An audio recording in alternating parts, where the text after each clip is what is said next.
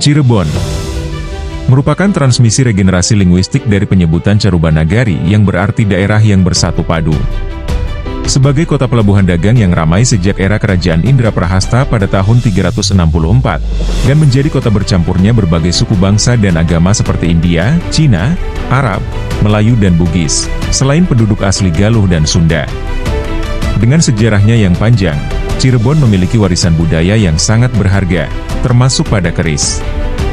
Dapur keris, Naga Liman Larmonga adalah dapur keris tilasi gabungan naga, liman atau gajah, dan larmonga atau burung dengan sayap yang terbuka, merupakan representasi dari tiga kekuatan besar yang bersatu padu.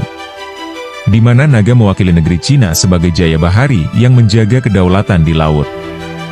Gajah mewakili India sebagai Jaya Bumi, penjaga kedaulatan di darat, serta burung yang mewakili negeri Arab sebagai Jaya Dirgantara, penjaga kedaulatan di udara.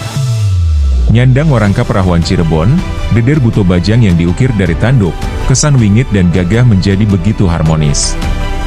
Menggambarkan kekuatan, keindahan dan kesakralan pusaka dari Cirebon. Narasi Galeri Panca Sukma Pusaka, Ahad 29 Desember 2024. Rahayu Saguming Dumadi, salam santun dan terima kasih.